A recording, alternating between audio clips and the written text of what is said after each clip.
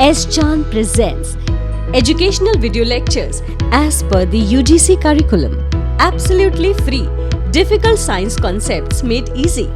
Study anywhere, anytime. So by now we have learned that how pollen grains mature, how female gametes mature, embryo sac कैसे बनता है, उसके अंदर egg cell कैसे बनती है, pollen कैसे बनता है, ये देखा. लेकिन आपको क्या इस बात का अंदाज़ा है कि किस तरह से ये pollen उस embryo sac के पास तक जाएगा, उसके बाद embryo development कैसे होगा और कैसे एक miniature plant seed के अंदर आ जाएगा, seed कैसे बनेगा, जिससे कि नए प्लांट्स ग्रो करते हैं, नए ट्रीज़ ग्रो करते हैं. सारी चीज़ें लगभग सीड से ही ग्रो होती हैं अगर सेक्सुअल रिप्रोडक्शन की बात करें. तो इन सब चीज़ों की जानकारी आपको इस वीडियो के एंड तक मिलेगी.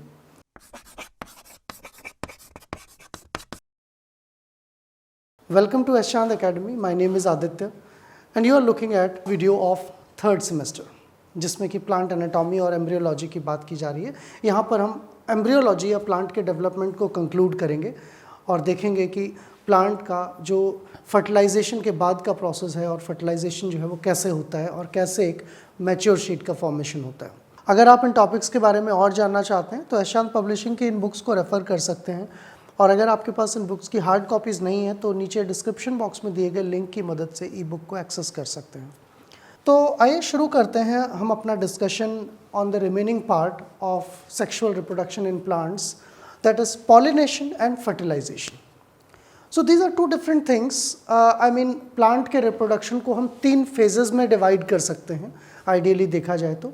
एक phase की बात हमने कर ली जिसमें gametogenesis है, gamete का formation है, वो male gamete है और female gamete है. लेकिन हम इस बात को आगे बढ़ाएं उससे पहले ये जान लेना ज़रूरी है कि plants के अंदर जो male gamete और female gamete हैं, कुछ फ्लावर्स में तो वो एक ही फ्लावर के अंदर दोनों चीज़ें होती हैं. You will have male gametes as well as female gametes formed in the same flower, इस तरह से. So one part is called as androecium, another part is called as gynoecium. So it can be quite easy for this plant to transfer the pollen grains from male reproductive part to another part, and these kind of plants or these kind of flowers will be called as hermaphrodite. That means they have both the sexes in the same flower. कुछ animals भी ऐसे होते हैं जैसे earthworm है, earthworm hermaphrodite है, उसमें male और female reproductive organs एक ही organism में होते हैं. तो कई सारे flowers hermaphrodite हैं, वहाँ उतनी ज़्यादा problem नहीं है, pollen निकलकर उसी फ्लावर के स्टिग्मा पर चले जाएंगे और इससे फिर फर्टिलाइजेशन का प्रोसेस शुरू हो सकता है. लेकिन दूसरी तरफ कुछ प्लांट्स ऐसे भी हो सकते हैं जिनमें एक फ्लावर पर केवल एक ही रिप्रोडक्टिव ऑर्गन हो, जैसे कि एक फ्लावर जो है वो फीमेल हो और दूसरा फ्लावर जो है उसमें मेल गैमेट्स का फॉर्मेशन हो, प्राइमरी मेल रिप्रोडक्टिव ऑर्गन दूसरे फ्लावर में हो. और इसमें भी फिर एक और सिचुएशन हो सकती है, अलग अलग होने के बावजूद भी ये दोनों तरह के फ्लावर्स या तो एक ही प्लांट पर हो सकते हैं या अलग अलग प्लांट्स पर हो सकते हैं. तो अगर ये एक ही प्लांट पर दोनों फ्लावर्स लगे हुए हैं, एक ही प्लांट पर लगे हुए हैं, अलग अलग ब्रांचेस पर लगे हुए हैं, तो इन्हें हम मोनोशियस टर्म देते हैं. और अगर ये दो अलग अलग प्लांट्स पर हैं, यानी कि प्लांट ही जेंडर स्पेसिफिक है, उसमें जेंडर डाइमॉर्फिज्म है, सेक्सुअल डाइमॉर्फिज्म है, जैसे कि एनिमल्स में होता है, human male is different, human female is different, तो ऑर्गेनिजम्स ही अलग अलग हैं, तो उस केस में हम डायोशियस बोलेंगे उस प्लांट को. So in either of these situations, चाहे वो हर्माफ्रोडाइट सिचुएशन हो या मोनोशियस सिचुएशन हो या डायोशियस सिचुएशन हो, किसी भी सिचुएशन में गैमेटोजेनेसिस के बाद, पहले स्टेप के बाद अगला स्टेप जो आता है that is transfer of these pollens from male reproductive part to female. Animals के केस में वो सेक्सुअल इंटरकोर्स के थ्रू होता है. The male gametes are transfer to female gametes. Fertilisation external या इंटरनल दोनों तरह से हो सकता है. जैसे एनिमल्स में आप फ्रॉग की बात करें तो फ्रॉग में एक फॉल्स कॉपुलेशन होता है, both male and female release there gametes in water, और पानी में दोनों मिलते हैं, मिक्स होते हैं. लेकिन प्लांट्स के केस में ये जो फर्टिलाइजेशन का प्रोसेस है, इससे पहले जो सेक्सुअल इंटरकोर्स वाला एनालॉग आप समझ सकते हैं, that is performed by several agents. कई सारे एजेंट्स की ज़रूरत होती है और कलेक्टिवली उसको एक टर्म दिया जाता है, that term is called as pollination. So basically pollination is defined as transfer of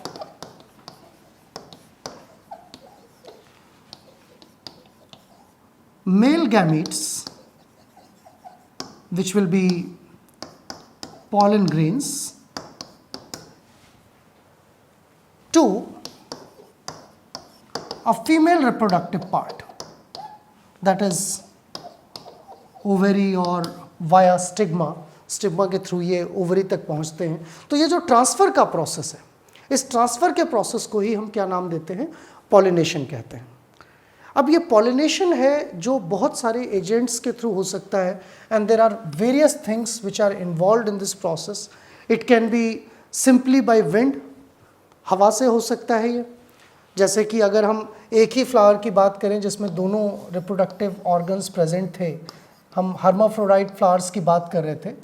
so hermaphrodite flowers में इसी फ्लावर के पॉलन ग्रेन्स सेम फ्लावर के स्टिग्मा पर जाकर अटैच हो सकते हैं और इसी को फर्टिलाइज कर सकते हैं। This will be called as, इसको एक टर्म देंगे हम, that will be called as self pollination.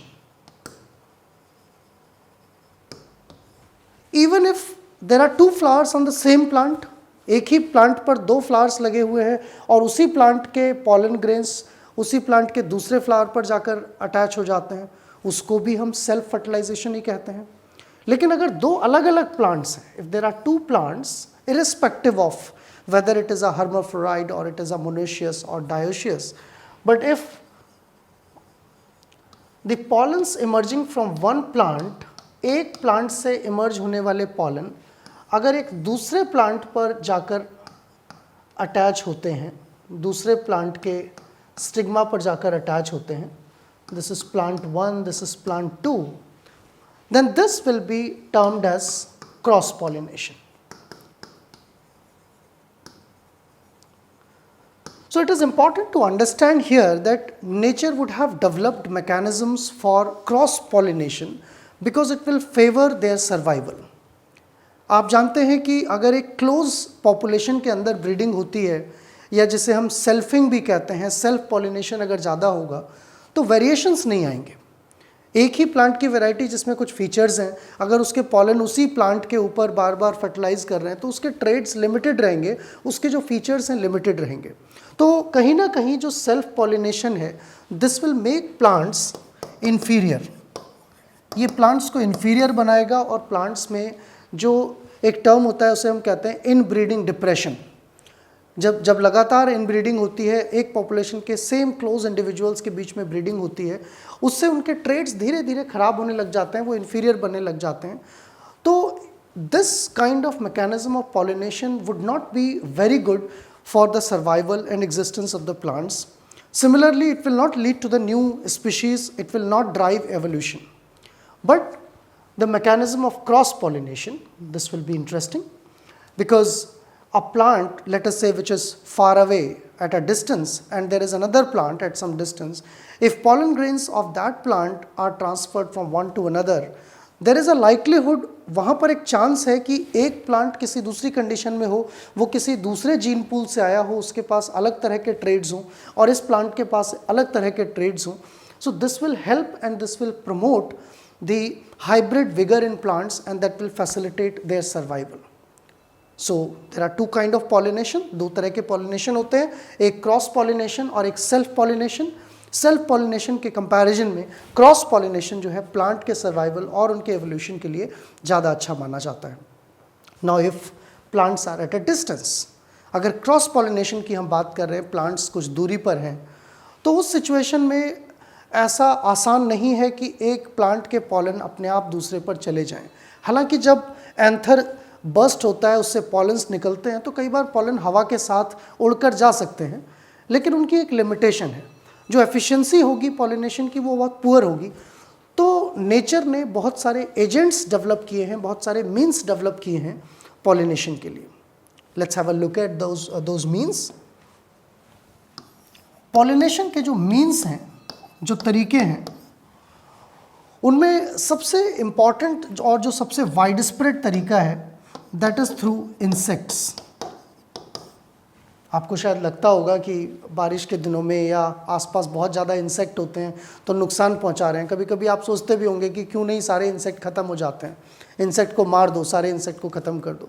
आप जानते हैं अगर इंसेक्ट ख़त्म हो जाएंगे तो कोई भी स्पीशीज़, कोई भी ऑर्गेनिज्म सर्वाइव ही नहीं करेगा, क्योंकि अगर इंसेक्ट नहीं होंगे प्लांट्स में पॉलिनेशन नहीं होगा, पॉलिनेशन नहीं होगा तो फर्टिलाइजेशन और सीड फॉर्मेशन नहीं होगा। धीरे धीरे प्लांट की वैरायटीज़ ख़त्म हो जाएंगी, प्लांट एक्सटिंक्ट हो जाएंगे।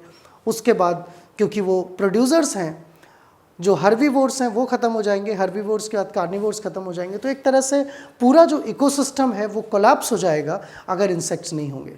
सो insects play a very important role in the process of pollination and they are responsible for maintaining this ecological balance. We cannot remove them from our environment. हम उनको ख़त्म नहीं कर सकते हैं। बट ऐसा नहीं है कि सारे प्लांट में पॉलिनेशन इंसेक्ट के थ्रू ही होता है। There are many other means. Pollen grains air के थ्रू भी ट्रांसफ़र हो सकते हैं, पॉलन ग्रेन्स वाटर के थ्रू भी ट्रांसफ़र हो सकते हैं, और कई सारे ऑर्गेनिजम्स भी हैं जैसे कि बैट्स के थ्रू भी पॉलन ट्रांसफ़र होते हैं, बर्ड्स के थ्रू भी पॉलन ट्रांसफ़र होते हैं, और कभी कभी रोडेंट्स या कुछ एनिमल्स के थ्रू भी पॉलन ग्रेन ट्रांसफ़र होते हैं। इनफैक्ट बहुत बड़े फ्लावर्स भी होते हैं, जैसे रेफ्लेशिया सुना होगा।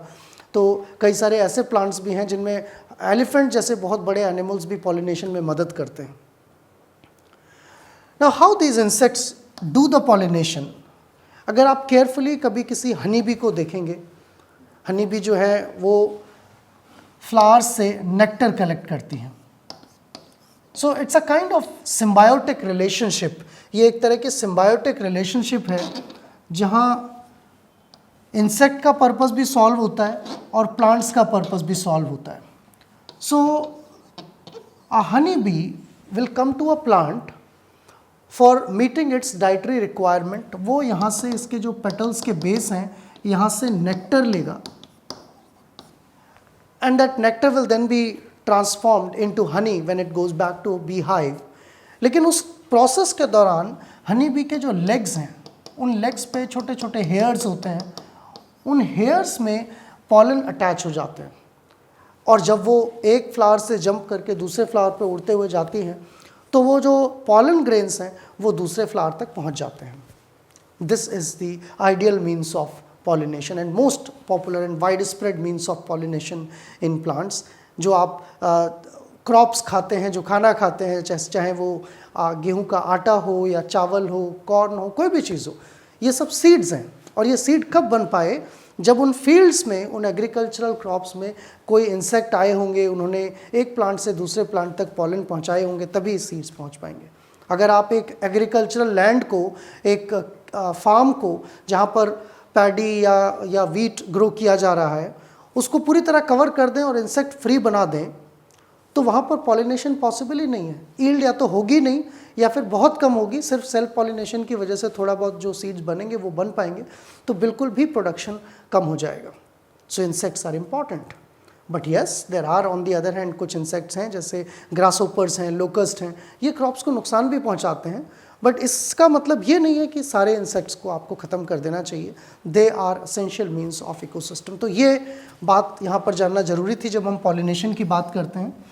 दूसरी इम्पॉर्टेंट बात कि जो पॉलिनेटर्स हैं, यानी कि जो स्पीशीज़ हैं जो पॉलिनेशन करती हैं, इनके एनाटॉमिकल स्ट्रक्चर्स, उनके लेग्स, उनके विंग्स, उनकी बीक, ये जो स्ट्रक्चर्स हैं ये भी फ्लावर स्पेसिफिक होते हैं। ऐसा नहीं है कि अगर किसी फ्लावर का पॉलिनेशन बर्ड से हो रहा है तो वो बर्ड किसी दूसरे फ्लावर का भी पॉलिनेशन कर सकती है।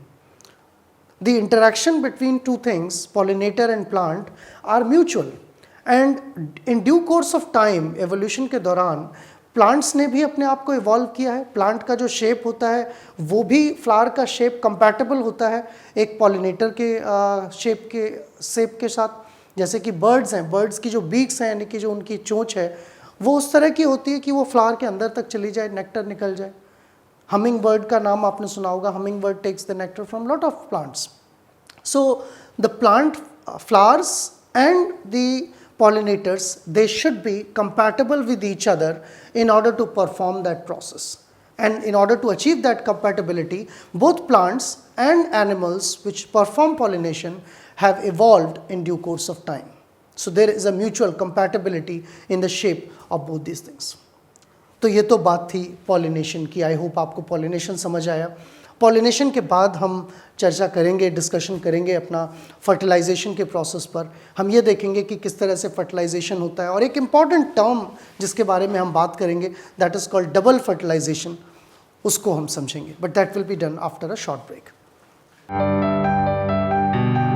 Welcome to S. Chand Academy. Myself, Dr. Mamta Sethi, and I'm here to explain you the various concepts related to the states of matter and chemical kinetics. So stay connected, like, subscribe and share, and do not forget to press the bell icon.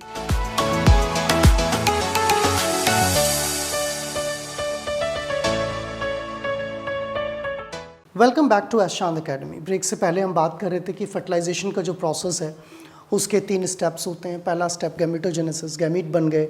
उसके बाद दूसरा जो step होता है वो pollination होता है, transfer of pollen grains from male plant और male part of the flower to female part. अब तीसरे पार्ट की बात करेंगे दैट इज़ एक्चुअल फर्टिलाइजेशन. कैसे मेल और फीमेल गैमीट फ्यूज़ होते हैं और कैसे उससे सीड का फॉर्मेशन होता है. तो सबसे पहले हम बात करते हैं कि जब ये पॉलन ग्रेन पॉलिनेटर की मदद से किसी फीमेल रिप्रोडक्टिव पार्ट पर पहुंचते हैं. So you already are now aware, आप इस बात को लेकर अवेयर हैं कि female reproductive part which will be receiving pollens is basically this stigma. The complete thing is called pistil, और पिस्टल का जो ऊपर वाला पार्ट होता है इसे स्टिग्मा कहते हैं. बीच में स्टाइल है और सबसे नीचे यहाँ पर ओवरी है. ओवरी के अंदर ओव्यूल्स हैं और वहाँ पर एम्ब्रियो सैक प्रेजेंट है जहाँ आगे चलकर सीड बनेगा. तो पहली चीज़ तो ये कि जब ये पॉलन किसी पॉलिनेटर की वजह से इस स्टिग्मा के ऊपर आकर स्टिक हो जाता है, it has to send its nucleus all the way down to this ovule, जहाँ पर एम्ब्रियो सैक है, जहाँ पर एग सेल इसका वेट कर रही है कि एग सेल जब फ्यूज़ होगी तब एम्ब्रियो का फॉर्मेशन शुरू होगा. So this is a very complex physiochemical process. इसमें फिजिक्स और केमिस्ट्री दोनों चीज़ें इन्वॉल्व हैं. अ मैच्योर पॉलन, एक पॉलन जो एक इंसेक्ट या किसी भी पॉलिनेटर के थ्रू लाया गया है, the basic structure of it will have an exine an outer wall. फिर एक इसके अंदर एक और मेम्ब्रेन होगी जिसे हम इंटाइन कहेंगे. इनके बारे में पिछले वीडियोज़ में हम देख चुके हैं. And there will be a single nucleus. इसके अंदर एक सिंगल न्यूक्लियस होगा. और ये सेल कैसे बनी है? मियोसिस से बनी है. तो इसमें जो क्रोमोसोम का नंबर है वो हाफ होगा. ये हैप्लॉइड सेल होगी. It will be a ready gamete. But before actually getting entry into the cell, this pollen has to undergo one more division. इसमें एक और डिविजन होता है and this leads to formation of another cell within itself. एक तरह से division होगा, asymmetric division होता है. तो अब ये सेल जब डिवाइड होती है तो इसके अंदर 2 न्यूक्लियस हो जाते हैं डिवाइड होने के बाद. It's a simple mitotic division. So pollen just before entering into the ovule it has got 2 nucleus, and when it sits over this place, जब ये स्टिग्मा के ऊपर आकर स्टिक होता है, then there is a chemical process which begins. ये जो membranes हैं दोनों की, ये फ्यूज़ होती हैं. एंड मेम्ब्रेन फ्यूज़ होने के बाद ये जो पॉलन ग्रेन इस तरह का आप देख रहे थे, स्फेरिकल राउंड था पूरी तरह, ये अब एक ट्यूब का फॉर्मेशन शुरू कर देता है. इस तरह से इसमें से एक ट्यूब बनने लग जाती है. आप ऐसा समझ लीजिए कि एक लिक्विड ड्रॉप जो है वो नीचे की तरफ जाने लगी. Now what induces this? क्या चीज़ इसको इंड्यूस करती है? क्या केवल एक पॉलन आकर वहाँ रुक जाएगा, पॉलन गिर जाएगा तो वो ट्यूब बनने लगेगी? No, there should be a species compatibility. ऐसा नहीं है कि किसी रोज़ के प्लांट पर सरसों का जो पॉलन है वो आकर गिर गया तो पॉलन ट्यूब बनना शुरू हो जाएगी. There is a very complex biomolecular event which take place.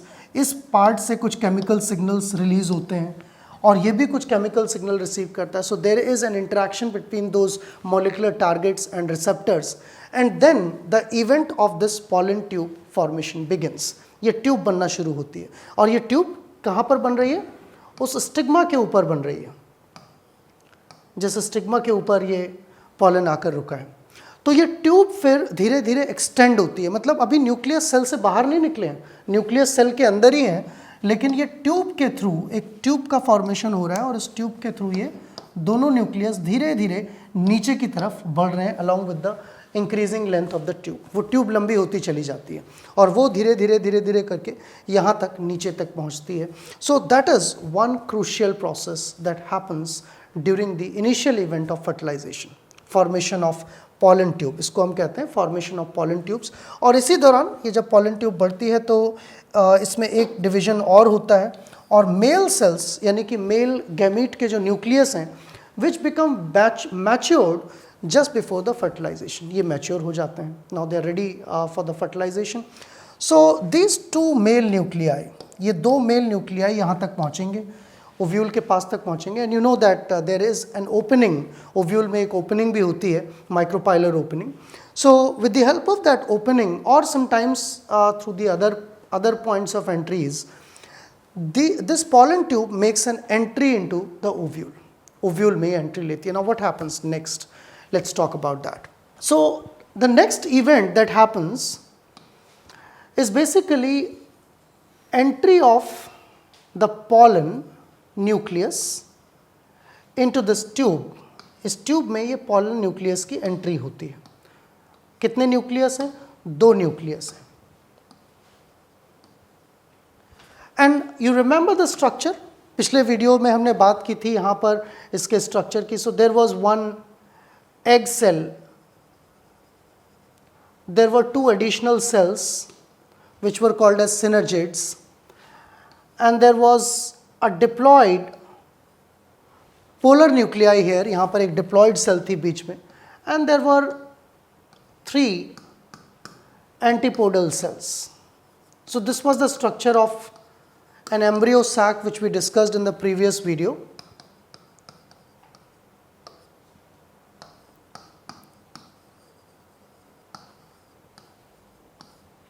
Now one of the nucleus, ये जो pollen tube का एक nucleus है, male gamete जो है, one of the male gamete that will come and fuse with this cell, इसके साथ fuse हो जाएगा। So the moment it fuses with this, जब ये इसके साथ फ्यूज़ होता है तो यहाँ एम्फीमिक्सिस यानी कि न्यूक्लियस की मिक्सिंग होती है, जेनेटिक मटेरियल मिक्स होता है और ये सेल जो पहले हैप्लॉइड थी जिसमें हाफ क्रोमोसोम्स थे, हाफ क्रोमोसोम अब मेल की तरफ से आए, this cell becomes diploid.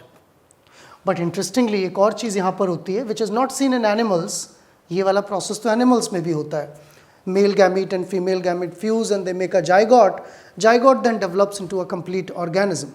So this is analogous to zygote. Zygote तो यहाँ बन गया, लेकिन इसी एम्ब्रियो सैक में पैरेलली एक और इवेंट होता है जहाँ ये दूसरा न्यूक्लियस इसके साथ फ्यूज़ हो जाता है। ऑलरेडी पहले से डिप्लॉयड सेल है, पोलर सेल है, जहाँ पर दो सेल फ्यूज़ हो चुकी थी।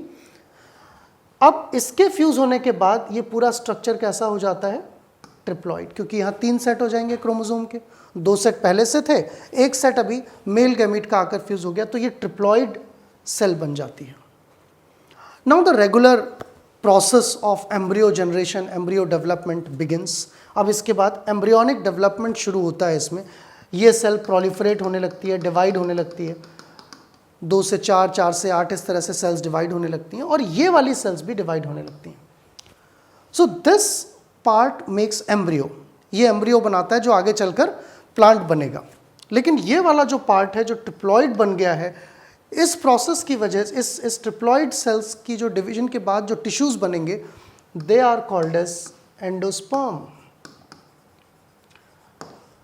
Since they have triple set of chromosome, they are more powerful in metabolism and in other things. They generate a number of essential nutrients and food for germinating embryo. ये जो embryo develop हो रहा है, इसके nutrition का, इसकी देखभाल करने का जो काम है वो ये एंडोस्पर्म करता है। आप जानते हैं, आप जो नारियल पानी पीते हैं उसमें नारियल का जो वाइट पार्ट खाते हैं वो क्या है? That is endosperm. चावल जो खाते हैं, चावल का जो खाया जाने वाला पार्ट है दैट इज़ एंडोस्पर्म। पॉपकॉर्न्स जो आप खाते हैं उसमें जो कॉर्न का पार्ट है that is endosperm. So that is highly nutritious, that is not basically meant for us but it is meant for this embryo. ये एम्ब्रियो का फूड है, इसके लिए ये एंडोस्पर्म का जनरेशन होता है। The amount of endosperm which is present in any plant or any seed might vary. जरूरी नहीं है कि सारे सीड में बहुत ज़्यादा अमाउंट में एंडोस्पर्म हो, कुछ सीड्स में एंडोस्पर्म बहुत कम होता है, ना के बराबर होता है. So this amount of endosperm is variable in different kind of seeds. जो एंडोस्पर्म की अमाउंट है वो सीड्स में वेरिएबल होती है, कुछ प्लांट्स में ज़्यादा, कुछ में कम. और एक जनरल कॉन्सेप्ट ये है कि जो डाइकोटिलिडनस सीड्स होते हैं, डाइकॉट्स जो होते हैं, उनके अंदर एंडोस्पर्म की अमाउंट बहुत कम होती है. और जो मोनोकॉट सीड्स हैं, मोनोकॉटिलिडनस सीड्स हैं, ज़्यादातर सीरियल्स जो हैं, ज़्यादातर क्रॉप सीड्स जो हैं, they are monocot, they have good amount of endosperm in them. So edible part of rice, edible part of maize, edible part of wheat, all these are endosperms. जबकि pulses में, दालों में, क्योंकि वो dicotyledonous हैं, उनके अंदर एंडोस्पर्म की अमाउंट बहुत कम होती है, तो ईडेबल पार्ट वहाँ कॉटिलिडन है, वहाँ पर एंडोस्पर्म ईडेबल पार्ट नहीं है. So this was about the process of fertilisation. Now things to note here, यहाँ पर भी कुछ चीज़ें, कुछ टर्मिनोलॉजी हैं जो नोट करने की हैं, ध्यान रखने की हैं. Since there are two fertilizations running parallelly, इस एम्ब्रियोनिक डेवलपमेंट के दौरान दो फर्टिलाइजेशन एक साथ हो रहे हैं, इसलिए इस पूरे प्रोसेस को कलेक्टिवली हम डबल फर्टिलाइजेशन का नाम भी देते हैं. We also call it as double fertilization. Double fertilization mean two fertilizations taking place at a time, and that is characteristic of most of the angiosperms. ज़्यादातर एंजियोस्पर्म्स की characteristic है. And इसी double fertilisation के दौरान यहाँ पर 3 sales या 3 nucleus fuse हुए हैं, जिससे कि एंडोस्पर्म बन रहा है जो ट्रिप्लॉइड है. इसलिए इस पार्ट को हम ट्रिपल फ्यूजन भी कहते हैं. So there is triple fusion which will be occurring for the formation of endosperm. So that's something which is of interest, जो इंटरेस्ट की बात है प्लांट के डेवलपमेंट में, प्लांट के फर्टिलाइजेशन में. लेट्स गो अहेड, आगे चलते हैं. Double fertilization, it involves 2 sperm cells, यानी कि 2 male gametes. One fertilizes the egg cell forms the zygote, and the other fuses with the 2 polar nuclei that form the endosperm. इस बारे में हमने बात की ऑलरेडी कि डबल फर्टिलाइजेशन क्यों कहा जाता है इसे. After fertilisation the fertilised ovule forms the seed while the tissue of the ovary becomes fruit. तो बाकी हिस्सा जो है ओवरी का, ओव्यूल के बाहर का हिस्सा, वो भी धीरे धीरे डेवलप होता है, वो भी, उसकी भी सेल्स डिवाइड होती हैं, तो वो फ्रूट बन जाता है. और जो ओव्यूल वाला पार्ट था, एम्ब्रियो सैक था, वो सीड बन जाता है. In the first stage of embryonic development the zygote divides to form 2 cells. ये नॉर्मल माइटोटिक डिवीजन से ही इनका डिवीजन होता है. पहले 2 सेल्स, 2 से 4, 4 से 8, इस तरह से डिवाइड होती हैं. And they have a very well defined molecular controlled division, ताकि सेल्स का जो शेप है, कहाँ सेल्स बड़ी होंगी, कहाँ छोटी होंगी, क्या शेप लेंगी, that is very well defined, just like in animals. Animals में भी डिफाइन हो जाता है ना जाइगोट बनने के बाद कि कौन सा पार्ट एंटीरियर हिस्सा बनाएगा, कौन सा पार्ट पोस्टीरियर हिस्सा बनाएगा, कौन सी सेल्स ब्रेन बनाएंगी, कौन सा लिवर बनाएंगी. तो ऐसे ही प्लांट में भी जब एम्ब्रियो का डेवलपमेंट होता है तो वहाँ भी सेल्स का फेट डिफाइन हो जाता है एक पीरियड के बाद. और उस फेट के बाद सेल्स, कौन सी सेल्स किस पार्ट को बनाएंगी, वो क्लियरली डिफाइंड और डिस्टिंक्ट हो जाता है on the basis of molecular control. कुछ जीन होते हैं जो एक्सप्रेस होने लगते हैं स्पेसिफिक ग्रुप ऑफ सेल्स में, दूसरे जीन दूसरी सेल्स में एक्सप्रेस होने लगते हैं, तो इससे उनका बिहेवियर, उनका फिनोटाइप, उनकी बायोकेमिस्ट्री बदल जाती है और वो प्लांट के अलग अलग पार्ट बनाने के लिए अपना फेट डिसाइड कर चुके होते हैं. If we look in more diagrammatic manner, we can see that this is how gradually the zygote grows. इस तरह से zygote grow करता है. This is first part, first cell, जो डबल फर्टिलाइजेशन के बाद जाइगोट बना, एग सेल और पॉलन की न्यूक्लियस के फ्यूजन के बाद. It has first mitotic division, so 1 large cell, another small cell, then it will again divide and it will keep on dividing. फिर एक स्टेज आती है जहाँ पर एक पार्ट बड़ा और एक छोटा पार्ट होता है. इस तरह से आप कह सकते हैं कि फिलामेंटस स्ट्रक्चर बन जाता है. That is given a name called suspensor. तो सस्पेंसर का फॉर्मेशन होता है. ये सस्पेंसर आगे की तरफ बढ़ता रहता है और एक सेल जो है साइज में बढ़ती रहती है. And then gradually over the period of time ये जो एक सेल है ये अपनी जगह रह जाती है और सस्पेंसर का एक नीचे वाला पार्ट फिर हॉरिजॉन्टली ग्रो होने लगता है. And that forms a bunch or a mass of cells. इसमें बंच ऑफ सेल्स बन जाता है which will be called as hypophysis. इसको हाइपोफाइसिस कहेंगे. And then this hypophysis undergoes determination, means the fate of hypophysis is decided, and then gradually this develops into cotyledons. ये फिर cotyledons बनते हैं. This is a schematic of dicot plants जहाँ पर 2 cotyledons बनते हैं. तो जब आप मूंगफली खाएंगे तो मूंगफली को तोड़ते हैं तो 2 cotyledons होते हैं. वो उसके बीच में एक छोटा सा पार्ट होता है, that is this part, जो आप कह सकते हैं pre embryo.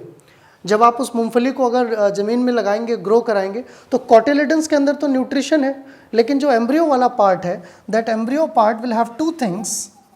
One will be called as radicle and other one will be called as plumule. So as soon as it start germinating, जैसे ही वो जर्मिनेट होना शुरू होता है, ये रेडिकल धीरे धीरे बड़ा होकर रूट का फॉर्म ले लेता है और ये प्लूम्यूल आगे चलकर स्टेम बनाने लगता है. So this is how plant begins to germinate. इस तरह से प्लांट जर्मिनेट हो जाते हैं. And our discussion on the entire process of plant embryology is completed here. There is a slight difference in the embryonic development of monocots in the terms of anatomy.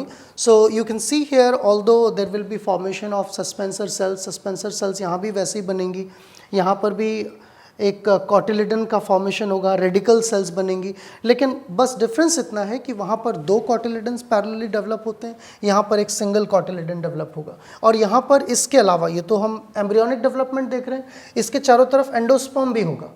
So in case of dicot, most of the endosperm is exhausted by the time embryo is matured. लेकिन इसमें अभी भी इसके चारों तरफ endosperm develop हो चुका होता है. So this has a very good amount of endosperm present in it, like in rice. तो राइस का जो एम्ब्रियो है जो जर्मिनेट होगा, वो राइस के अंदर एक छोटा सा पार्ट होता है. ऐसे कॉर्न के अंदर एक छोटा सा पार्ट होता है जो आगे चलकर रेडिकल और प्लूम्यूल बनाएगा और जर्मिनेट होगा. But majority of the part of that seed is actually endosperm. So I hope that helped you to understand plant embryology.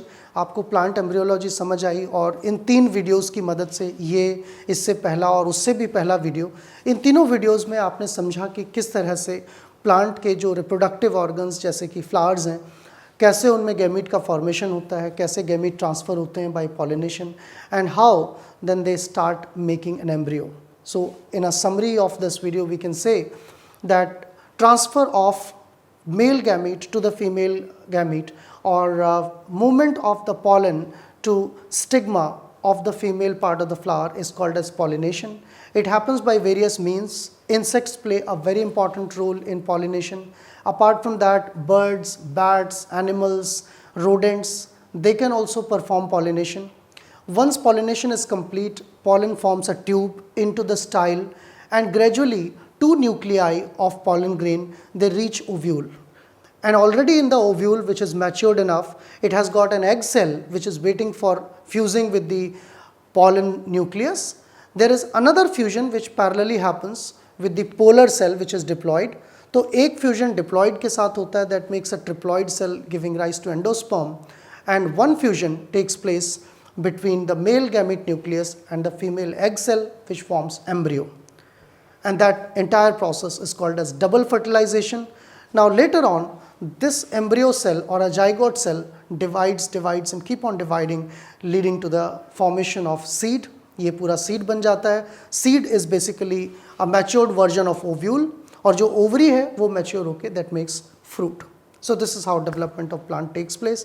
I hope you enjoyed this video and it helped in your learning. So if you have looked at these things, if you found these things interesting, आप और भी इनके बारे में पढ़ सकते हैं और डिटेल जानना चाहते हैं तो एस चांद पब्लिशिंग की इन बुक्स को रेफ़र कर सकते हैं. And if you don't have hard copies of these books, you can go below in the description box and find link for e books also. So if you are enjoying these videos and they are helping you in your studies, you can like, share and subscribe to this channel, and you can press bell icon for regular updates. Thanks for watching.